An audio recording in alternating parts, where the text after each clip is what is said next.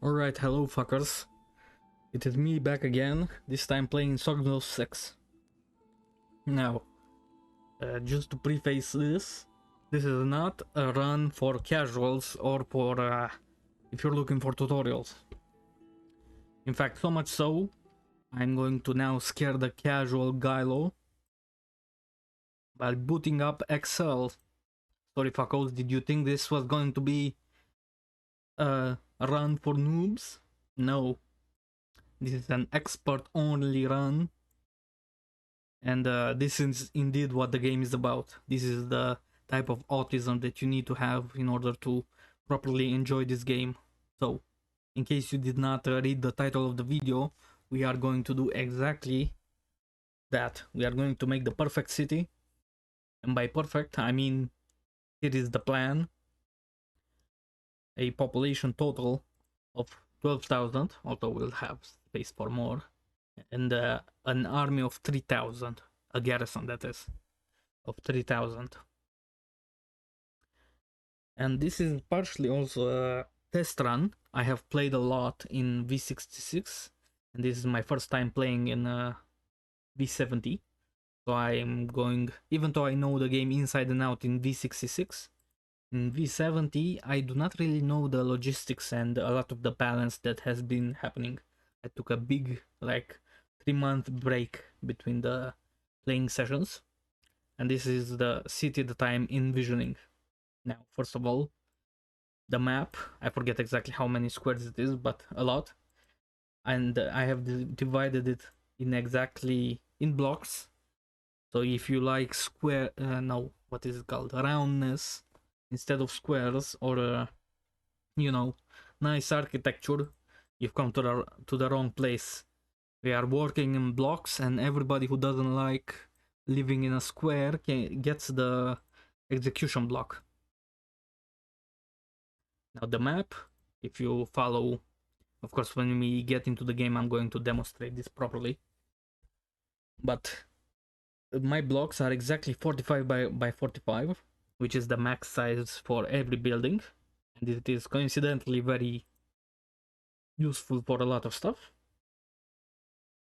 The map is exactly 16 by 16 blocks, so spreadsheet gang, you know, the people in N32 are always having beef with Q32. You know, these gangs are at each other's throats. So 45 by 45 blocks with 2 spaces in between for roads, and then the axes, the up and down, middle, and top to bottom, are 3 wide because it is an odd number, the squares on a map. Going into what I'm going to be, how I'm going to be planning this city. First, let's address slave labor. So slave labor is indeed, I'm a big advocate of it. And while it is very profitable and desirable, it is not necessary. So if you do not want to use it, it is not necessary. This is why I have this whole place on the map free, so that you can or cannot, or you can repurpose it for something else. And of course, this is the end city layout, you know. I'm not gonna start out doing this whole stuff, right? I'm going to do it piece by piece, assembling it all together and then exploding, if you will, on the world map with conquests and stuff. Now, one thing about this city is, first of all, tilapia only, because if you use any other race, so many variables need to change. I have my calculations here somewhere. Let me find out in my notepad. There you go. These are my calculations for these are my mad ramblings. Goods consumed by 400 people, which is how many people fit in one of my blocks for 1 year. You can see exactly feeding them 2 apples a day and 1 clothes. And then I think also 1 furniture, I forget exactly. But this is the exact amount of goods that I will provide them. for 1 year every block, right? And this is for the army, an army of 12k with 3k garrison archers. It will be only archers at max training, and so there will be practically a standing army, right? This is the exact amount per individual per day for 12k per day and for 12k per year. Okay, these are the amount of goods, and then on top of that you get 15,000 bows and 15,000 armor. Right, back to our squares.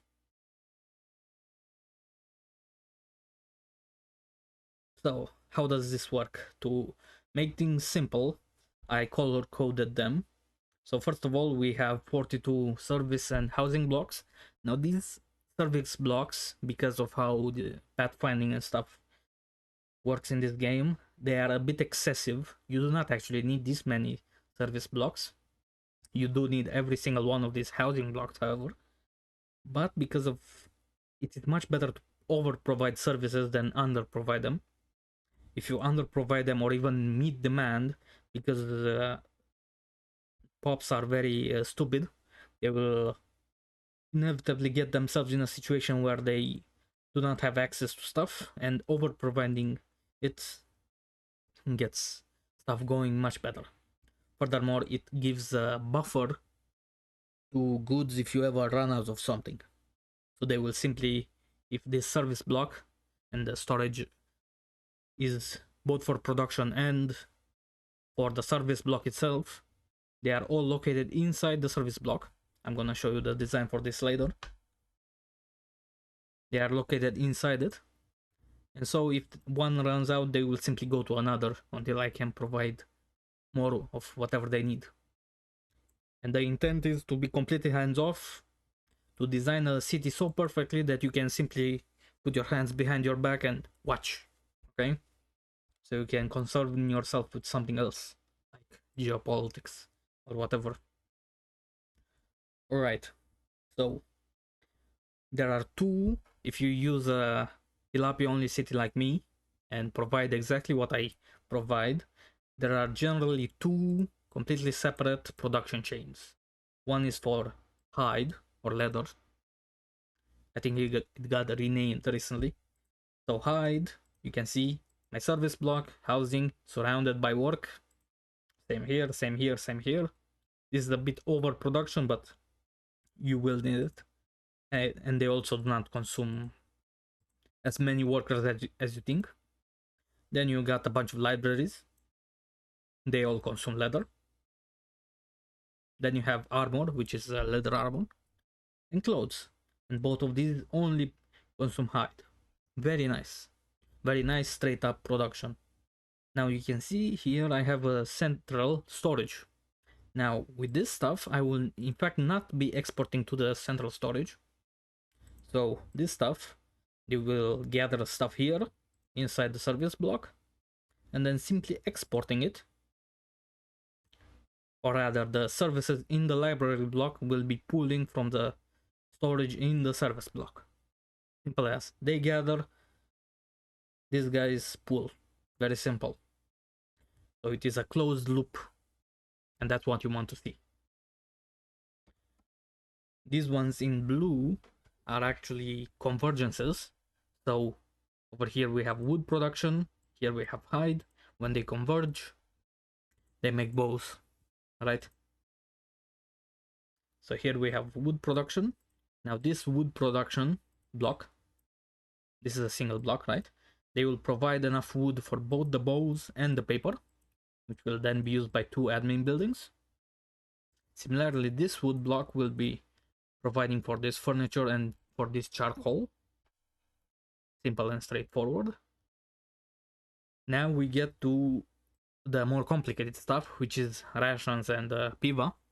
Now piva only needs, it is also a convergence good. It needs ceramics, grain, which is a completely different thing, and charcoal. Charcoal we are producing, no problem. Ceramic we will produce, no problem. and it will feed into each other. Now grain, you can produce, of course, but it is not exactly great. I may very well simply import it, or at least this is the plan for now. We shall see whenever we get there. Now rations, I'm going to make them from shadeh, or however you pronounce it, wine rations. Now in order to make these, you need both charcoal and ceramic and apples. And then they go to the ration right above it, ration building right above it, which needs both apples and shadeh, and you produce rations. Congratulations. You really should not need more than one giant building of each of them. If you need more, well, I'm gonna discover. I may have issues, but hopefully not. We will not need more than this. Similarly with clay, we may import it or we may produce it ourselves. We shall see. Now these are extra. I am not going to be providing these straight away. They are mostly going to be produced. I mean imported. And then produced into their finished product, right? So I may import iron ore and then smelt it.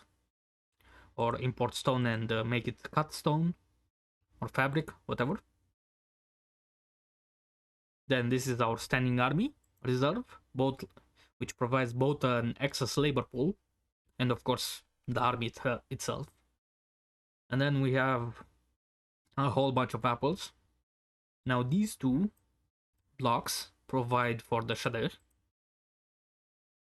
generally speaking, and then the other two will provide for the rest of the population food. Simple as. I have done the math, rest assured, and I have experimented with the city to try all this stuff out, so it generally works. I didn't make this stuff so clearly before. Now here is the big issue.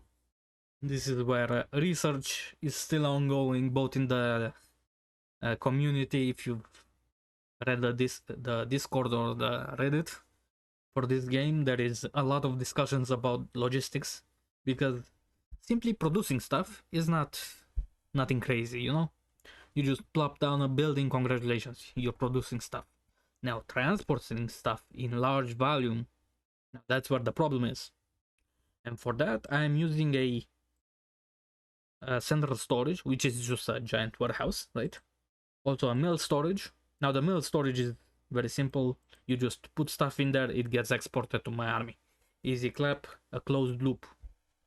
Now with general storage, however, this is more complicated, because as mentioned above, every single one of these service blocks, which will provide for the housing block next to it, of course, needs 12 different types of goods.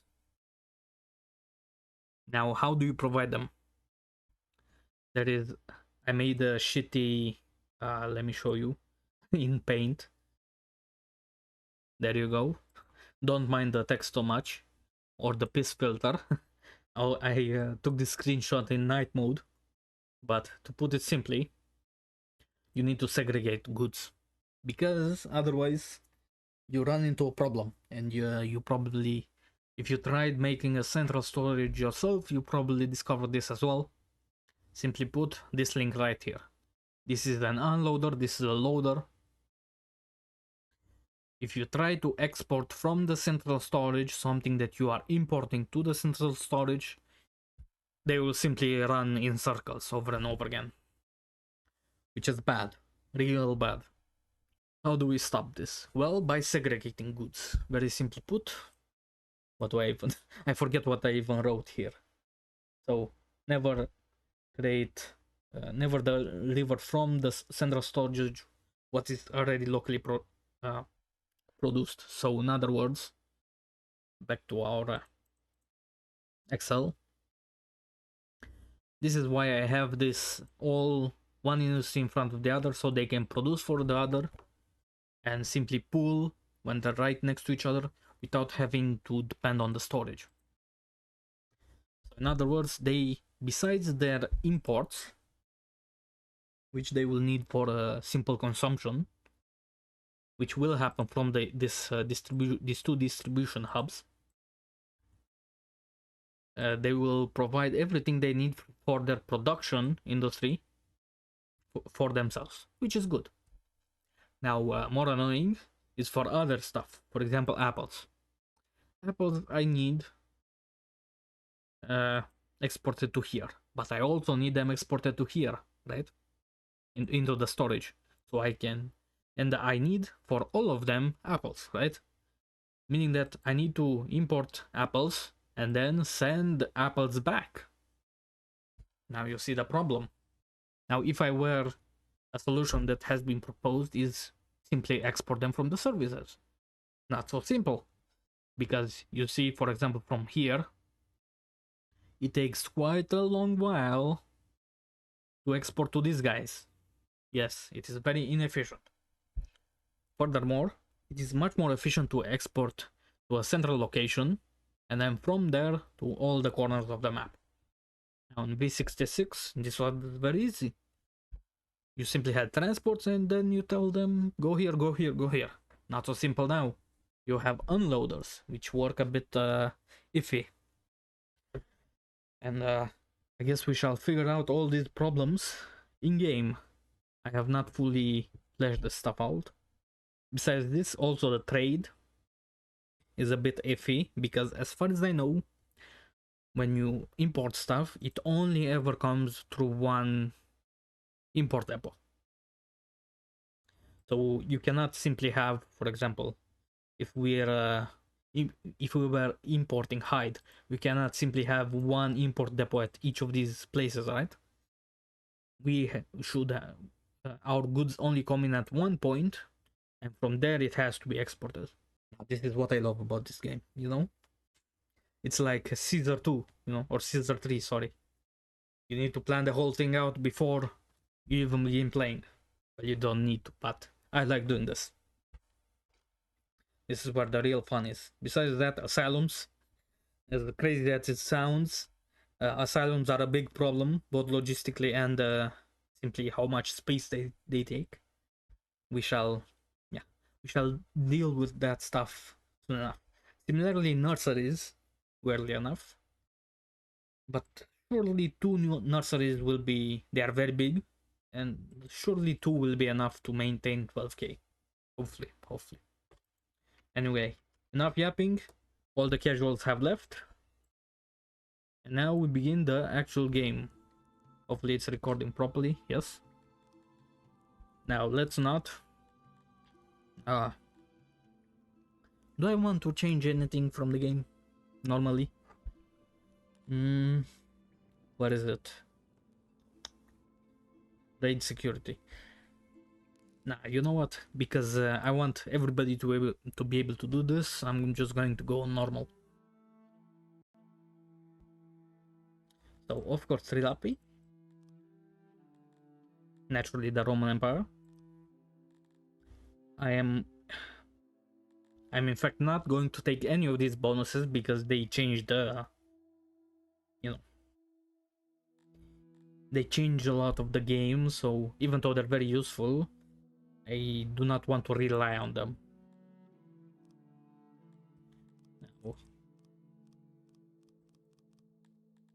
I don't really know what map would be best. Wow, I didn't even realize they had all these maps.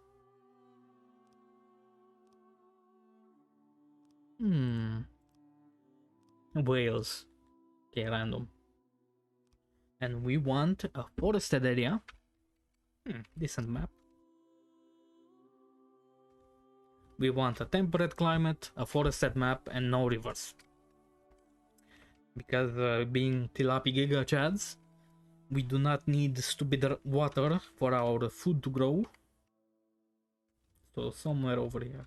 Yeah, it's all nice.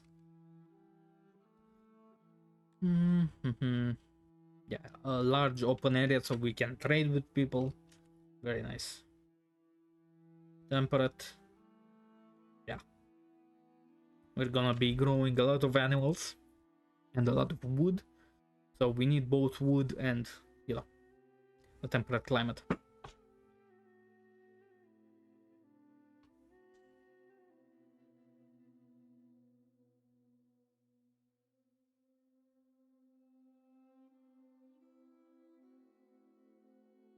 There we go. Let's look at our neighbors. I am also, by the way, not going to do any crazy stuff with mercenaries or whatever. I'm going to play as relatively peacefully and autonomously as I can. Oof. And these are bad neighbors. A bunch of Gartimis. Thankfully, they're good to conquer, but I will actually not be doing that. Again, I will try to be as relatively passive as I can. Not a lot of good neighbors at all. Wow. A, a decent amount of free land though. But whatever, again, I'm not gonna conquer much. I'm barely even gonna trade much. So, because those are crutches. That's generally what I think. Conquering stuff with mercenaries and stuff, those are crutches, and I do not need crutches because I'm not disabled. Ugh. Forested map, but not a lot of forest actually. I'm worried now. Hold on. First things first, let's. Oops, not a super screenshot. Not this one. I want to look at the soil. So, till is fine. We want alluvium. So this grayish one.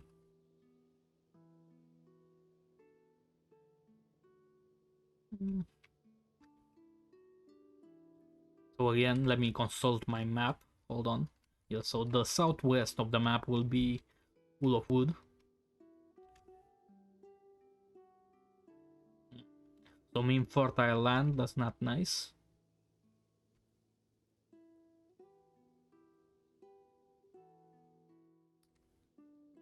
Should be good enough. Oh, look, some water.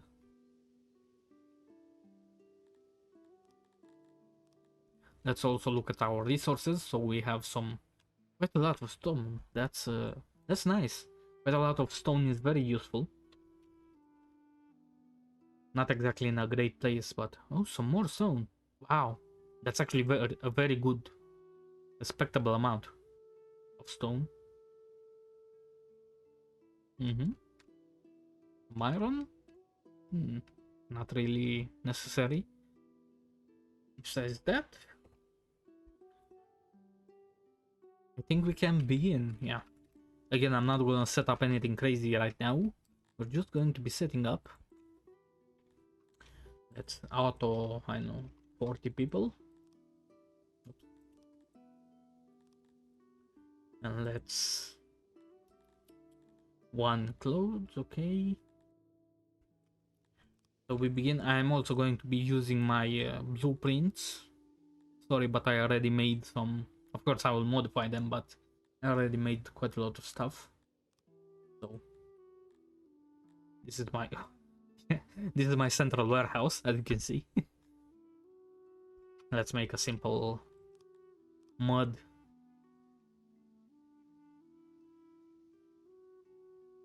Oh, what the? Hello? No, you're good. It looks weird, doesn't it? We need like 2 warehouses, a well, a heart. There you go, and then let them do all that. Meanwhile, we can forage. So they have some food. Forage the entire map. They will not go beyond. They will not go to the corner of the map on their own initiative. They have a range of action. Also slaughter every animal. They do not deplete. It just gives you food.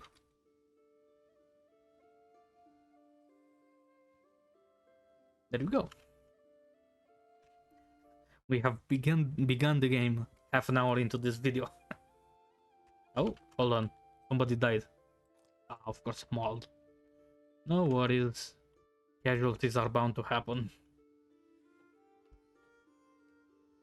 Perhaps I did yeah, I think there are too many animals nearby, so they are engaging, if you will. You know what, for some extra labor, I'm actually going to hire some people, and I'm also going to feed them a bit more.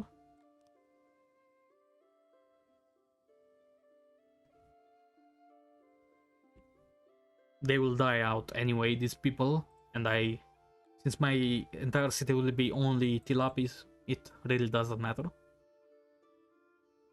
Hello, get to work. Biding time.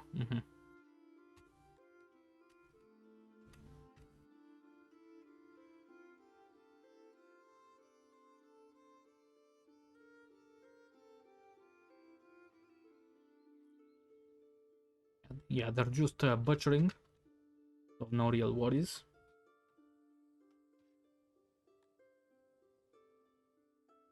We can also measure the map with the planning tool and then the roads. Can go like this, and since it's a square, 768. Right. So half of that, exactly in the middle, we're going to make our road.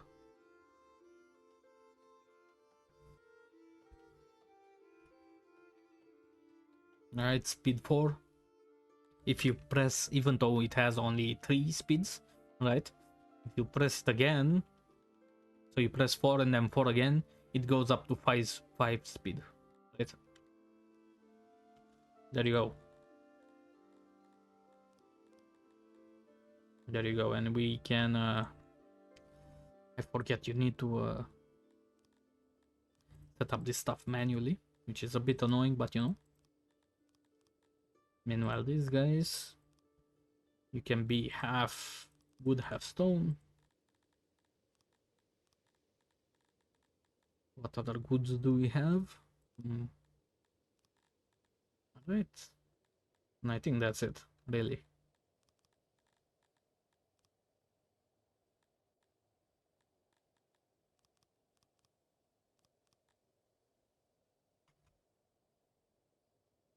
There we go. We are now set up to actually survive. Oh yeah. And the houses, you know. I don't know why people despise long houses. I like them personally. Not with the thingy. There you go.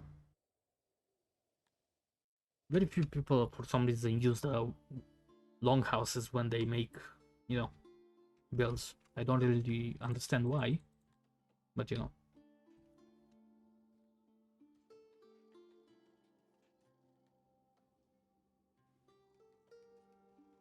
And there we go.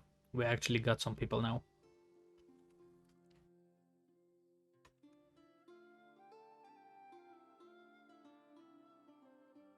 This whole thing will look very ugly at the very beginning, rest assured.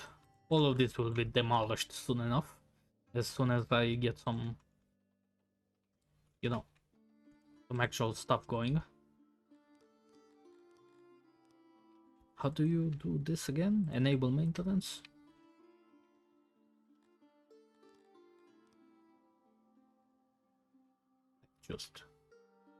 Just dismantle this whole thing. Also this.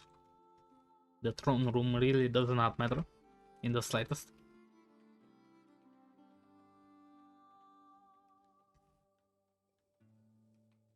Oh yeah, we can also cotton, opium, and what else can be gathered? I know, bricks.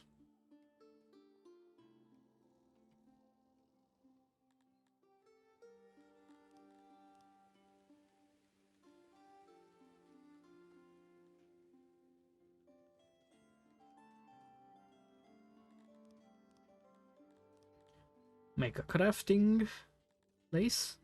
This is how I like to make my small time pottery places. Like a bit bigger. Like this 7 wide, so you have enough place in the middle to put a max size storage thing. And there you go. Make it out of wood. You can begin already upgrading. I think we're gonna be making nearly the whole game stuff out of wood, except roads. I think they like cobblestone roads. You can see we already have some excess goods.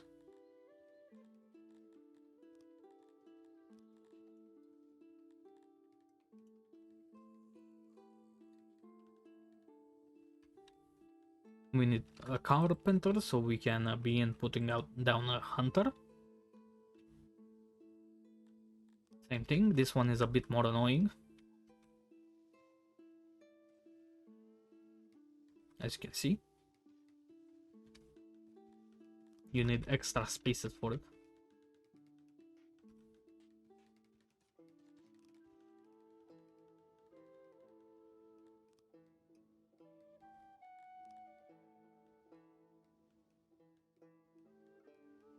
Oops.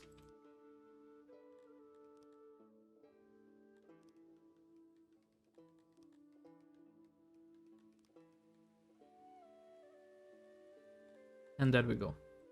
That's our food situation sorted. Let's also clear some rocks.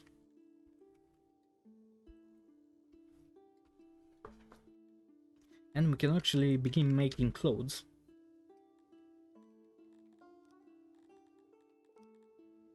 Don't worry so much about the fact that, like, a lot of people think you are progressing too fast, which can be a thing, but it's actually not really such a worry. You can just reassign some people when you are in need. And early game, the hunters are very efficient. You can, I think with this, which is about the max size you can get, before you get diminishing returns, you can feed like 500 people, if I remember right.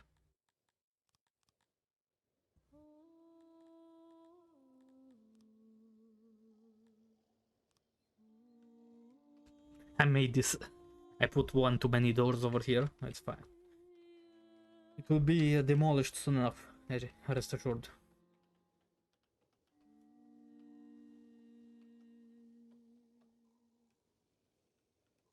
It's winter, so you need to. What you really have to be afraid of is winter, because if they do not have access to hearts, they're just too far away. They will very much die very quickly. You also put down some more warehouses. These ones just for food and their relevant materials. Now we need more stone.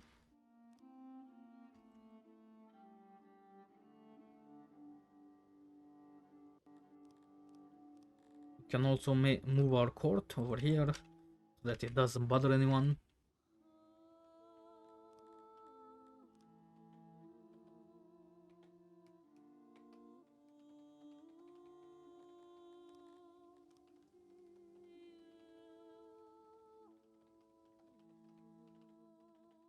I'm not even going to plant this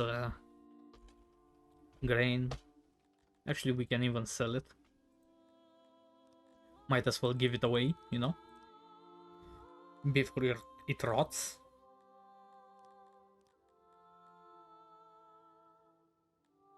There you go. Even the livestock, sure. Yeah. And even the rations. Even the eggs. The eggs are actually very worthwhile to sell. Anything else? No. I'm gonna keep these leather because we're going to be making clothes very soon.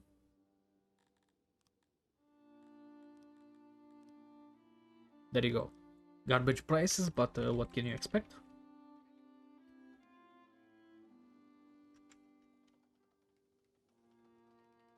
And it's already in the next year.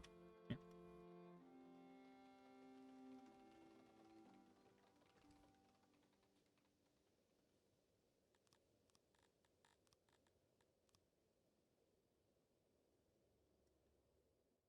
Not a lot of stone very close to us, but that's fine. And there we go. We need a whole bunch of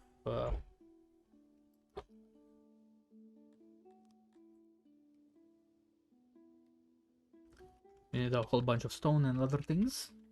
There we go. Furniture, that's what I meant to say. You? Nah, shit. You can be only meat. There you go. And you can be only furniture and clothes.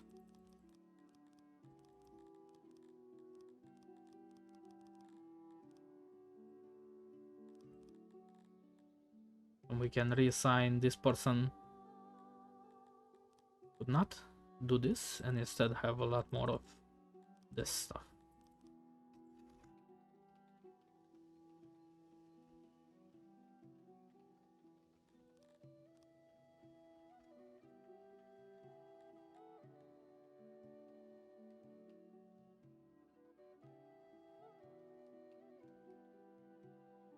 We're getting low on food, so they better finish this quickly.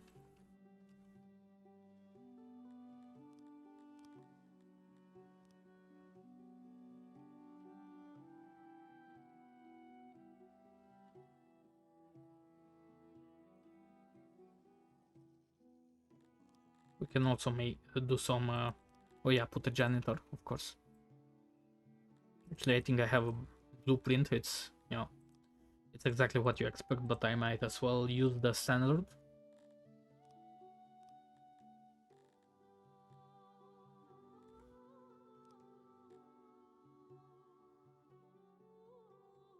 Damn it. I put the thing wrong. Here we go. And buildings can share the same wall with no issues. We can also put a stall here. It does not need to be big.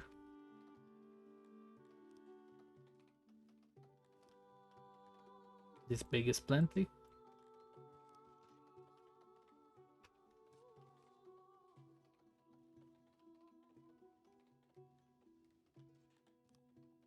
Put a speaker down.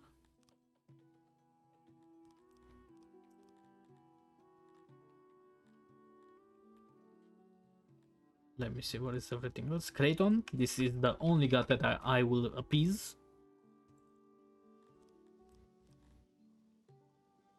And market, and now we have pretty much all the... I'm appeasing all the gods that I want to do. Thank you, we actually need that. It's actually not a good idea to accept that, I'm being stupid. There you go.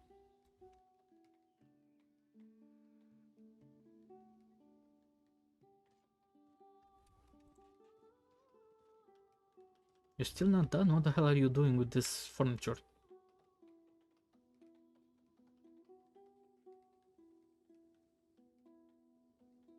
Come on now, we're gonna run out of food soon.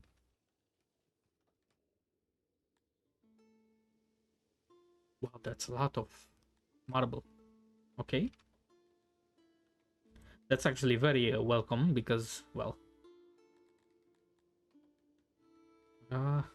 we can simply export it back to them, you know? Marble, marble, there you go.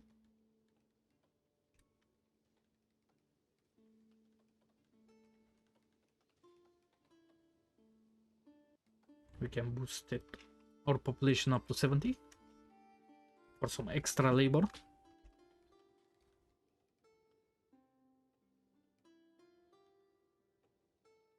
They sure work slow. I forget how slow they work with no upgrades. And yeah, we can export some more to them. There you go, export their own stuff.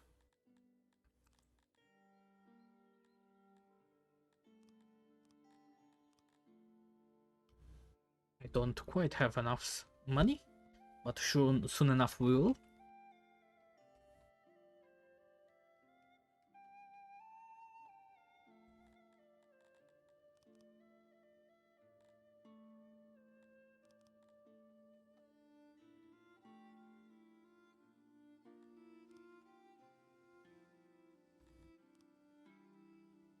Oh no, not the meat, but the clothes. I shall export the clothes soon enough. Dot fetch. Yeah, no fetching, no priority, and I'm not gonna set them up yet. They can just stay like that. Any day now. Oh yeah, they're splitting up between these two. That's why it's taking so long. And at the beginning, at least, you can auto-employ everybody and everything. So, it will not create issues yet. Except the food. I want them to only consume meat. They will consume other things as well anyway. Rest assured, but, you know.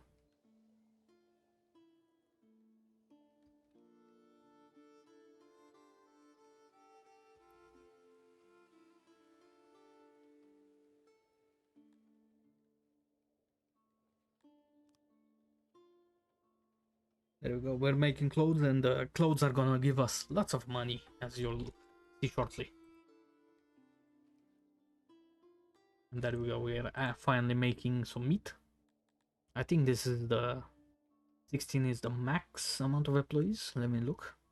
Here you see all the upgrades. The one, the brackets, and the one on the right equals the max boost. So, and with one being 100, right? So you add them all up together, and you get the max boost for that production. If you want to calculate your max production possible, which I do often. Employees, what did they say? Yeah, I think it is the max because it's 0.9. Good. Does it update? Yes, it does. 26, and we can actually calculate. Since tilapies consume only 0.8 food, and this is 1 actually, 2 equals 1, because 1 serving is 0.5 food. So we can say, we can see, yeah, 56, yeah, of course, 56, so 100 consume how much? No, this is a lot less than I thought. Are hunters worse now?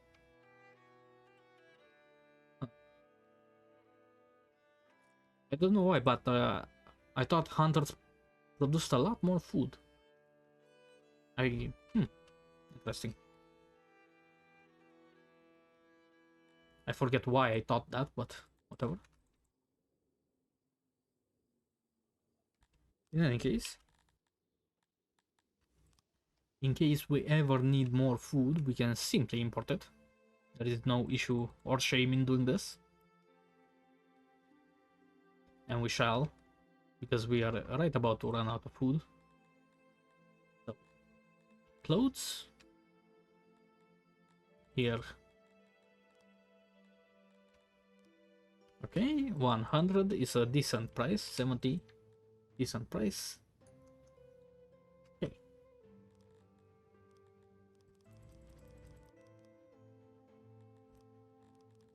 For some reason they don't want our money.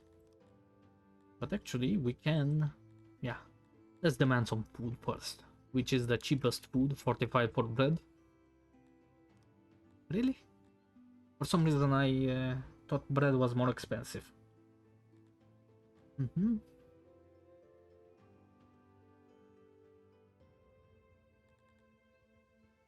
Yeah, bread is somehow the... No. Apples are. Okay. Of course.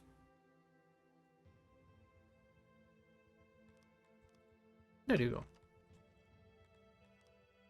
And I'm even going to allow them to eat apples. Aren't I kind?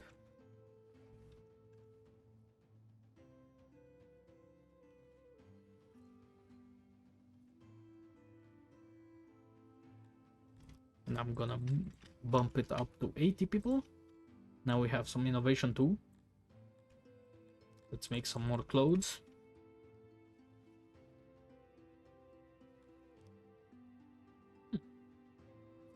Yeah, I don't know why I guess the rebalancing stuff caused hunters to be kind of shit. I guess. I don't know. Oh yeah, you can also eat some mushrooms. Apparently, we have a lot, and we can also export these stupid extra goods that we have. Oh, and also the cut stone. We do not need the cut stone, so we can straight up give it away. Also, a bunch of clothes too.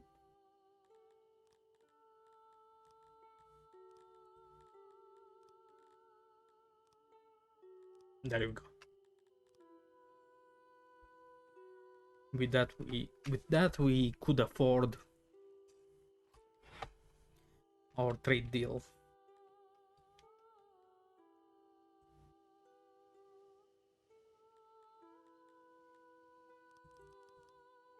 Reduce the price to 65 so we can actually export it. Oh, and these guys would like to be partners too. Very nice. Now we can make buckets of ducats. Let's import food up to 30 ducats.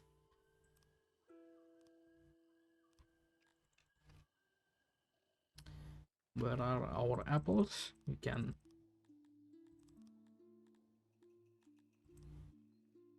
decrease them. There you go. You can have like 200 apples for now. Just for now.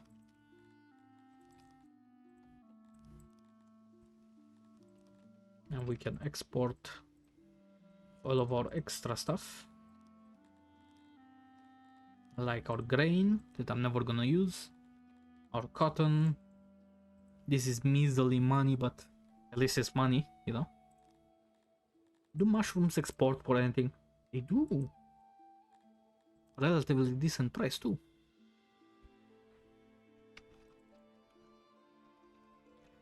Okay.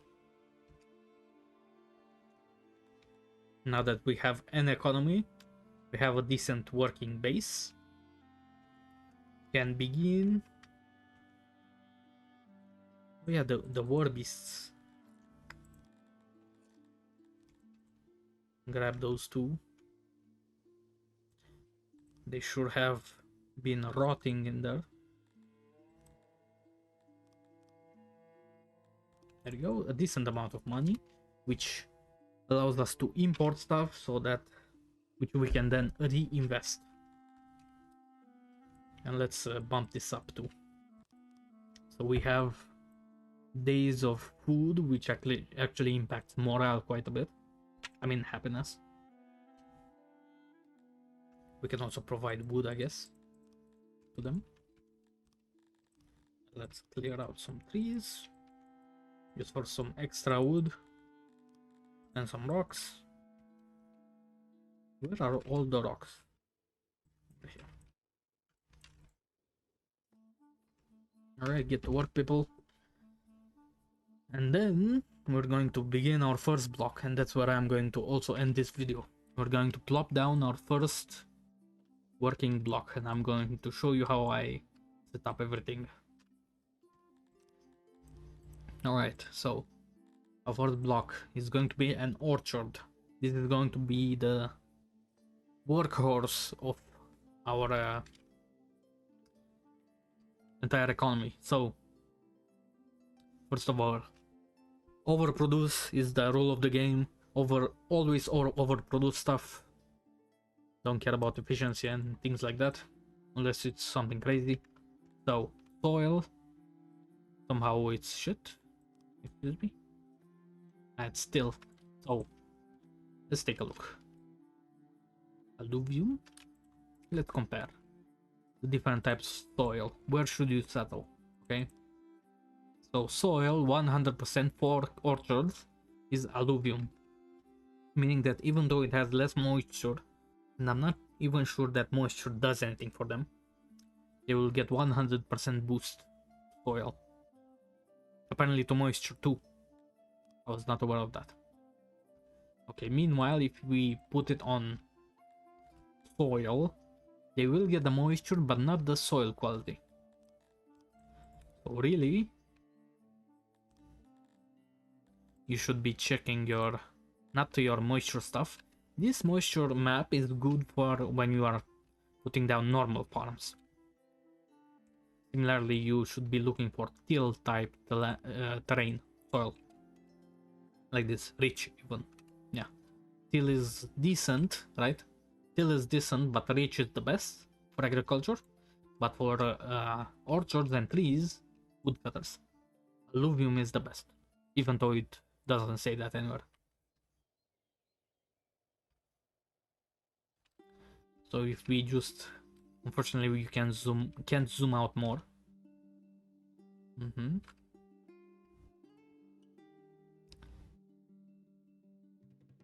Unfortunately, it's not exactly evenly distributed in such a way that we could easily plop down a massive building like this. But for now, actually, this place is pretty good. Now let's put it right here. Let's see. 95%. And if I were to remove this and put it over here, even better. Okay, and this is let me show you the inside of it, because it took quite a bit to actually, you know, design this, if I remember right. Yes, so these things are actually a bit annoying to place, but the specific size is 45 by 45, and you want to put exactly 1 2 3 4 5 6 of them. I'm blind. 7 of these at a time, and similarly on the other side, so they fit exactly in their respective squares. There you go. And then I surround them with a 2 by 2 road.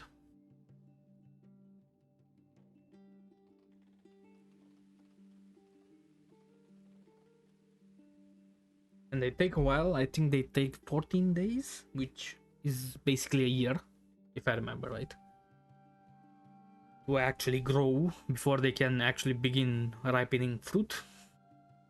And they will, a single one of these, you shall see, in the future will provide a crazy amount of food.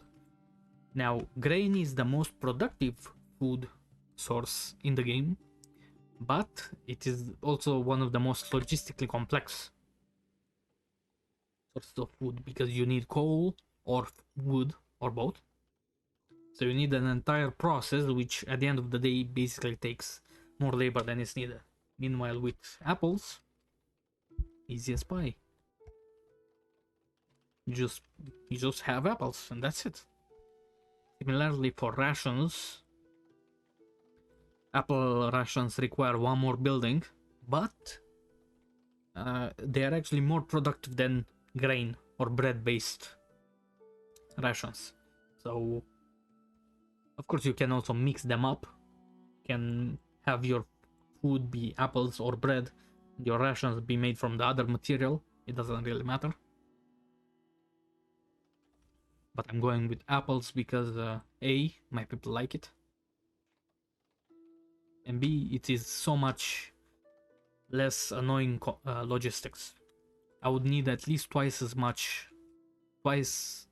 more woodcutters, twice as many woodcutters to make this entire base run on bread rather than fruit. Not to mention that grain farms are super space inefficient. Meanwhile, fruit orchards are super compact. On my opinion, grain orchards are strictly superior. And every other type of food is completely shit, by the way. Don't even think about growing anything else other than grain or apples. Prior to this, I tried to make a meat-only base, but livestock is just so inefficient. So are for leather, of Of course, unfortunately, I am simply obliged to use to farm leather, so yeah, not much I can do about that. But that labor too is very inefficient. I can also show you my blueprint for the toilet. I worked I worked hard on this. Is this the right one?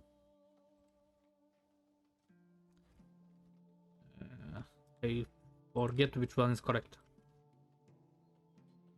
Let's plop this one because it's the perfect size, but I forget which one is the correct one. What other buildings should I show off?